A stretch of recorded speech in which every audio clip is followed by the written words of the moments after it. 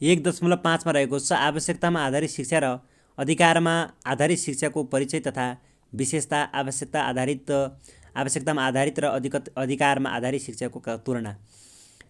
प्रश्न नम्बर 55, आवश्यकतामा आधारित शिक्षाको परिचय र विषयवस्तुहरूको सूची बनाउनुहोस्। अङ्क 10। उत्तर, आवश्यकतामा आधारित शिक्षा सिकारुको आवश्यकतालाई सम्बोधन गरेर प्रदान गरिने शिक्षा नै आवश्यकतामा आधारित शिक्षा हो। आवश्यकतामा आधारित शिक्षाको समाजमा हरेक वर्गको आवश्यकतालाई पहिचान गरी उक्त आवश्यकतालाई सम्बोधन गरी आवश्यकता परिपूर्ति गर्न सहयोग गर्दछ। सम्पूर्ण सिकारुहरूको एउटै सामाजिक, आर्थिक, शारीरिक, पारिवारिक पृष्ठभूमि हुँदैन। सिकारुको शारीरिक, मानसिक, सामाजिक, सांस्कृतिक विविधताका साथै उनीहरूको आवश्यकता पनि फरक हुन्छ।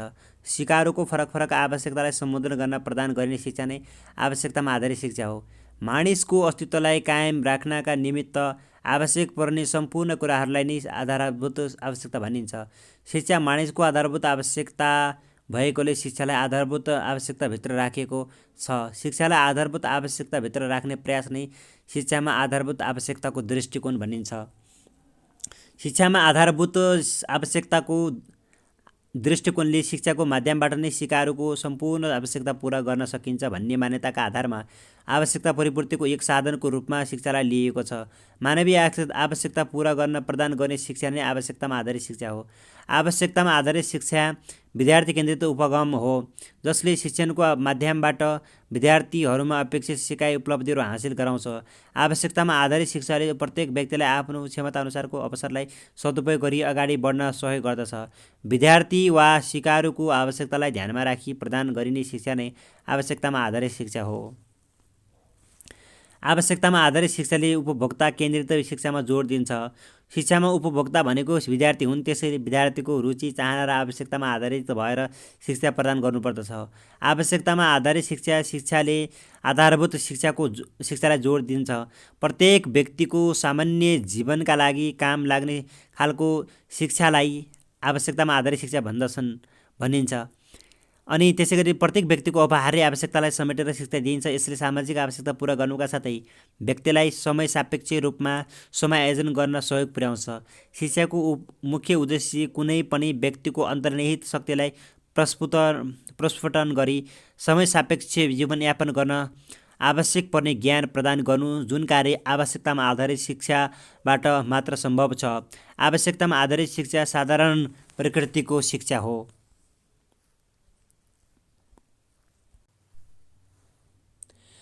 आवश्यकतामा आधारित शिक्षाका विशेषताहरू। मानिसका आवश्यकताहरूलाई शैक्षिक कार्यक्रम मार्फत सम्बोधन गर्नु नै आवश्यकतामा आधारित शिक्षा हो। आवश्यकतामा आधारित शिक्षाले प्रत्येक वर्गको आवश्यकतालाई सम्बोधन गर्दछ। आवश्यकतामा आधारित शिक्षाका विशेषता यस प्रकार रहेका छन्। व्यक्ति, समाज, समुदाय र राष्ट्रको आवश्यकतालाई सम्बोधन गर्ने शिक्षा। समाजमा पिछडिएका वर्ग वा समुदायको आवश्यकतालाई पहिचान गरी शिक्षा प्रदान गरिने शिक्षा। आवश्यकतामा आधारित शिक्षा एक लचिलो प्रकृतिको शिक्षा। विविध आवश्यकतालाई सम्बोधन गर्दै पिछडिएका वा पछाडि पारिएका समूहलाई मूल प्रवाहीकरण गर्ने शिक्षा। समतामूलक सिद्धान्तको आधारमा प्रदान गरिने शैक्षिक प्रक्रियाको रूपमा रहेको शिक्षा। विशेष शिक्षाको रूपमा समेत चिनिएको शिक्षा। सिकारुको रुचि, चाहना र आवश्यकतामा आधारमा प्रदान गर्ने शिक्षा।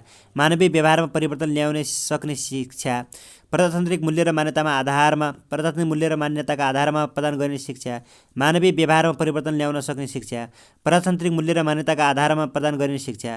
विद्यार्थीको विशिष्ट क्षमतालाई पहिचान गरी प्रदान गरिने शिक्षा। आवश्यकताको निदान गरी उक्त आवश्यकताका आधारमा विकास गरी प्रदान गरिने शिक्षा।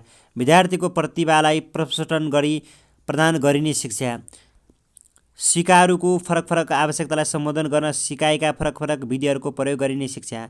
निष्कर्ष, औपचारिक अनौपचारिक शिक्षाले मानवीय आवश्यकतालाई बढी सम्बोधन गर्दछ। त्यसैले अनौपचारिक शिक्षालाई प्रमुख रूपमा ग्रहण गर्ने शिक्षा, भेदभावलाई अन्त्य गर्न सिकारुलाई प्रदान गर्ने शिक्षा, शिक्षामा सबै वर्गको पहुँच सुनिश्चित गर्ने शिक्षा र मानवीय आवश्यकतालाई प्राथमिकरण गरी प्रदान गर्ने शिक्षाका रूपमा आवश्यकतामा आधारित शिक्षा रहेको पाइन्छ। प्रश्न नम्बर 56 मा रहेको छ, अधिकारमा आधारित शिक्षाको परिचय र विशेषताहरू उल्लेख गर्नुहोस्। अङ्क 10। अधिकारमा आधारित शिक्षा। प्रचलित नियम र कानुनको आधारमा रहेर प्रत्येक नागरिकको शिक्षा सम्बन्धीको हकलाई पूरा गर्न प्रदान गरिने शिक्षा नै अधिकारमा आधारित शिक्षा हो। मानव अधिकारलाई पूर्ण रूपमा प्रत्याभूति गरेर प्रत्येक व्यक्तिलाई आर्थिक, सामाजिक, राजनैतिक, भौगोलिक, धार्मिक कुनै पनि आधारमा विभेद नगरिकन सबैलाई समान अवसरका रूपमा प्रदान गर्ने शिक्षालाई नै अधिकारमा आधारित शिक्षा भनिन्छ। कुनै पनि राज्यको मूल कानुनमा व्यवस्था भएको शिक्षालाई अधिकारमा आधारित शिक्षा भनिन्छ। अधिकारमा आधारित शिक्षालाई संविधानले सुनिश्चित गरेको हुन्छ। सबैलाई आवश्यक पर्ने शिक्षालाई अधिकारमा आधारित शिक्षाभित्र राख्न सकिन्छ। मानव अधिकारका आधारमा आधारित शिक्षालाई आधारभूत शिक्षा, उदार शिक्षा पनि भनिन्छ। अधिकारमा आधारित शिक्षा भनेकै संविधानको मौलिक हक अन्तर्गत सुनिश्चित गरिएको शिक्षालाई अधिकारमा आधारित शिक्षा भनिन्छ। अधिकारमा आधारित शिक्षाको जन्म मानव अधिकारको विश्वव्यापी घोषणापत्रले सन् 1948 डिसेम्बर 10 मा गरेको हो। मानव अधिकारमा आधारित शिक्षा नै अधिकारमा आधारित शिक्षा हो। शिक्षा मानिसको आधारभूत आवश्यकताको रूपमा रहेकोले सबै मानिसहरूले कुनै पनि प्रकारको भेदभाव बिना शिक्षा प्राप्त गर्नु वा पाउनु नै अधिकारमा आधारित शिक्षा हो। सन् 2004 मा कतारिना टोमासेभस्कीले अधिकारमा आधारित शिक्षा सम्बन्धी एक दस्तावेज प्रकाशन भयो। यस प्रतिवेदनले 4A अप्रोचलाई जोड दिएको छ, जसलाई निम्नअनुसार व्याख्या गरिएको छ। क. उपलब्धता। सरकारद्वारा वित्त व्यवस्थापन गरी शिक्षालाई विश्वव्यापी निःशुल्क र अनिवार्य बनाइएको छ। विद्यार्थीहरूका लागि पर्याप्त पुस्तक र सामग्रीको साथ उपयुक्त पूर्वाधार र सुविधा हुनुपर्दछ। यसले निश्चित सुविधाहरूसहित बालबालिकालाई अनिवार्य र निःशुल्क शिक्षाको उपलब्धतालाई जनाउँदछ। पहुँचयोग्य मानव अधिकारमा आधारित शिक्षामा देखिएका असमानतालाई हटाई सबै वर्ग र समुदायको समान सहभागितालाई सुनिश्चित गर्दछ। लिङ्ग, जात, धर्म, वर्ग र सामाजिक आर्थिक स्थितिलाई व्यवस्था गर्दै सबै बालबालिकालाई विद्यालयमा समान पहुँच स्थापित गर्नुपर्दछ। समानताको आधारमा शिक्षामा सबैको समान पहुँचको अवस्था सिर्जना गर्नुपर्दछ। समान्तकृत समूहको समावेशीकरण सुनिश्चित गरेर बालबालिकाको शिक्षामा पहुँच बढाउनुपर्दछ। स्वीकार्योग्य। सबै विद्यार्थीका लागि विभेद रही सान्दर्भिक र सांस्कृतिक रूपले उपयुक्त अवस्था प्रदान गर्नुपर्दछ। शिक्षण विधिहरू वस्तुनिष्ठ हुनुपर्दछ। मानव अधिकारको प्राप्तिका लागि शैक्षिक संस्थाहरूले स्वीकार्योग्य विषयवस्तु, शिक्षण विधि, शैक्षिक सामग्री आदिलाई प्रयोग गर्नुपर्दछ। अनुकूल योग्य शैक्षिक कार्यक्रम लचिलो, सामाजिक परिवर्तन र समुदायको आवश्यकता अनुसार समायोजन गर्न सक्षम हुनुपर्दछ। औपचारिक शिक्षाको अवसरबाट वञ्चित बालबालिकालाई उनीहरूको रुचि रहित अनुकूल शिक्षालाई अनुभूति गर्ने कार्य हो। अधिकारमा आधारित शिक्षाका विशेषताहरू। मानव अधिकारमा आधारित शिक्षा नै अधिकारमा आधारित शिक्षा हो। विश्वका सबै मानवहरूको शिक्षा प्राप्त गर्ने सक्ने अवसर प्राप्त गर्नु नै अधिकारमा आधारित शिक्षा हो। र अधिकारमा आधारित शिक्षाका मुख्य विशेषताहरू यस प्रकार छन्। शिक्षालाई मानव अधिकारको रूपमा स्वीकार गरेको शिक्षाको दृष्टिकोण हो। सबैको पहुँच सुनिश्चित गर्ने शैक्षिक दृष्टिकोण हो। सबै प्रकारको विभेदलाई हटाउँदै समतामा आधारित प्रदान गर्ने शैक्षिक दृष्टिकोण हो। समावेशी सिद्धान्तमा आधारित शैक्षिक दृष्टिकोण नै अधिकारमा आधारित शिक्षा हो। सामाजिक न्यायमा आधारित शैक्षिक दृष्टिकोण नै अधिकारमा आधारित शिक्षा हो। शिक्षालाई मानवको नैसर्गिक अधिकारको रूपमा स्थापित शिक्षा नै अधिकारमा आधारित शिक्षा हो। अधिकारमा आधारित शिक्षाको समाजमा विविध वर्गलाई सम्बोधन गर्दछ। सबैका लागि शिक्षाको मान्यता नै अधिकारमा आधारित शिक्षा हो। शिक्षाको अधिकारवादी धारणालाई कार्यान्वयनमा ल्याइएको शिक्षा नै अधिकारमा आधार शिक्षा हो। अधिकारमा आधारित शिक्षाले समावेशी शिक्षालाई स्वीकार गर्दछ। सबैको पहुँचमा सहजै रूपमा पुग्ने शिक्षा अधिकारमा आधारित शिक्षा हो। निष्कर्ष। औपचारिक शिक्षाबाट वञ्चित भएकालाई समेत सहज रूपमा समेट्न सक्ने शिक्षाको अधिकारमा आधारित शिक्षा हो। निःशुल्क र अनिवार्य शिक्षा प्रत्येकको प्रतिबद्धता पूरा गर्ने शिक्षा हो भन्न सकिन्छ।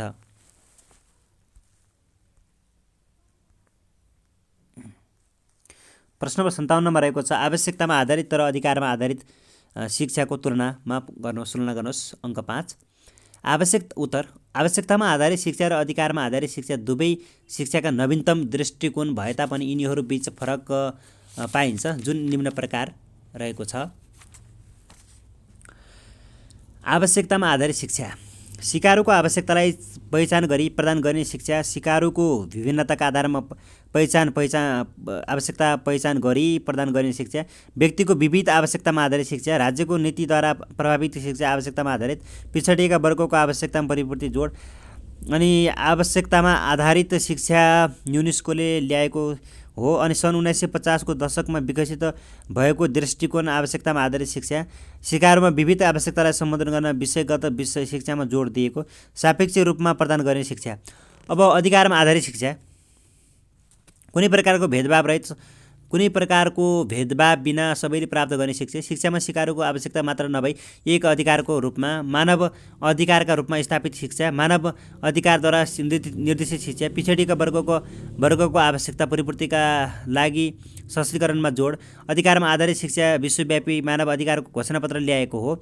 सन् 1948 पछि विकसित भएको दृष्टिकोण अधिकारमा आधारित शिक्षा शिक्षाले कसैलाई पनि भेदभाव नगरिकन वस्तुगत शिक्षा प्रदान गर्न जोड दिएको निष्पक्ष रूपमा प्रदान गरिने शिक्षा। निष्कर्ष औपचारिक शिक्षाबाट वञ्चित भएकाहरूलाई समेत सहज रूपमा समेट्न सक्ने शिक्षाको रूपमा अधिकारमा आधारित शिक्षा हो। निःशुल्क र अनिवार्य शिक्षाप्रतिको प्रतिबद्धता पुरा गर्ने शिक्षा हो भन्न सकिन्छ र मानिसका आवश्यकताहरूलाई शैक्षिक कार्यक्रमहरू मार्फत सम्बोधन गर्नु नै आवश्यकतामा आधारित शिक्षा हो। प्रश्न नम्बर 58 शिक्षाका कार्यहरू भन्नाले के बुझ्नुहुन्छ? अनि शिक्षाका कार्य अन्तर्गत व्यक्तिगत कार्यहरूको चर्चा गर्दै व्यक्तिगत कार्यले समाज रूपान्तरणमा पुर्याउने योगदान लेख्नुहोस्। अङ्क 10 उत्तर सभ्य समाजको रूपान्तरणको सशक्त माध्यम नै शिक्षा हो। शिक्षाको कार्य समाजमा पीडित वर्गका नागरिक चेतनाको विकास गर्नु नै पाउलो फ्रेयरले भनेका छन्। शिक्षाले समाजमा रहेका असहाय व्यक्तिलाई नैतिक र कुशल व्यक्तिको रूपमा विकास गर्नु नै शिक्षाको कार्य हो। शिक्षाका व्यक्तिगत कार्यहरू शिक्षाको जीवनमा आइपर्ने सक्ने समस्यालाई शिक्षाको माध्यमबाट समाधान गर्दै व्यक्तिका अन्तर्निहित क्षमताको प्रस्फुटन गराउनु नै शिक्षाको व्यक्तिगत कार्य हो। शिक्षाको व्यक्तिगत कार्य निम्नानुसार उल्लेख गर्न सकिन्छ। व्यक्तित्व विकास शिक्षाले व्यक्तिमा विभिन्न क्षेत्रका गुणहरूको विकासमा सहयोग गर्दछ। सम्पूर्णताको विकास सामाजिक आर्थिक राजनैतिक शैक्षिक सांस्कृतिक जस्ता पक्षहरूको विकास शिक्षाले गरी व्यक्तिको सम्पूर्णताको विकासमा सहयोग गर्दछ। अनि त्यसै गरेर गमा रहेको छ व्यावसायिक कुशलताको विकास व्यक्तिलाई जीविकोपार्जन गर्नका निम्ति आवश्यक पर्ने व्यावसायिक सिपको विकास अनि शिक्षाले गरी व्यावसायिक कुशल व्यक्ति बनाउँदछ। अनि घमा रहेको छ अनुभवको पुनर्सङ्गठन व्यक्तिले विभिन्न क्षेत्रमा प्राप्त गरेका अनुभवलाई शिक्षाले परिष्कृत गर्दै अनुभवको पुनर्सङ्गठन गर्दछ। अनुभवको पुनर्सङ्गठनको माध्यमबाट व्यक्तिले आफूलाई परिपक्व बनाउँदै जान्छ। अनि सामाजिक रूपान्तरण योगदान समाजमा हरेक क्षेत्रहरू जस्तै आर्थिक सामाजिक राजनैतिक सांस्कृतिक आदिहरूको सकारात्मक र प्रगतिशील परिवर्तनलाई नै सामाजिक रूपान्तरण भनिन्छ। सामाजिक रूपान्तरणमा शिक्षाको व्यक्तिगत कार्यले निम्नानुसार भूमिका निर्वाह गर्दछ। समाजमा रहेका विकृति विसङ्गति र कुरीतिका विरुद्ध समाजमा आवाज उठाई सुधार गर्न सहयोग गर्दछ। सामाजिक सदस्यहरूमा नागरिक चेतनाको अभिवृद्धि गर्न सहयोग गर्दछ। सामाजिक अन्यायका विरुद्ध सचेत भई सामाजिक न्याय स्थापित गर्न सहयोग गर्दछ। सामाजिक मूल्य मान्यता र संस्कृतिको संरक्षण सम्वर्धन र हस्तान्तरण गर्न सहयोग गर्ने समाजमा सदस्यहरूबीच अपनत्वको भावना विकास गरी सामाजिक एकता कायम गर्न सहयोग गर्ने। समावेशी समाज र समतामूलक समाज निर्माणमा सहयोग गर्ने। समाजमा रहेका सामाजिक विषयवस्तुमा निरन्तर अध्ययन अनुसन्धान र खोजी गर्ने। समाजलाई प्रतिस्पर्धी र स्तरीय बनाउने। निष्कर्ष समाज रूपान्तरणका लागि शिक्षाको माध्यमबाट प्रत्येक व्यक्तिमा रहेका अन्तर्निहित क्षमताहरूको प्रस्फुटन गर्ने आवश्यकता रहेको पाइन्छ। प्रश्न नम्बर 59 शिक्षाका लागि भएका विविधता व्यवस्थापनका लागि भएका प्रयासहरू लेख्नुहोस्। अङ्क 5 उत्तर पछाडि पारिएका वर्ग वा समुदायलाई शिक्षा क्षेत्रमा समतामूलक पहुँचको स्थिति सुनिश्चित गर्न नै शिक्षामा विविधता व्यवस्थापन हो। नेपाल सरकारले शिक्षामा विविधता व्यवस्थापनका लागि भएका प्रयासहरू निम्नानुसार उल्लेख गर्न सकिन्छ। क वैधानिक प्रयासहरू संविधानको धारा 31 मा शिक्षा सम्बन्धी हकको व्यवस्था रहेको संविधानको मौलिक हक अन्तर्गत सामाजिक न्यायको हक समानताको हक महिलाको हक बालबालिकाको हक जस्ता हकहरूको व्यवस्था गरिएको।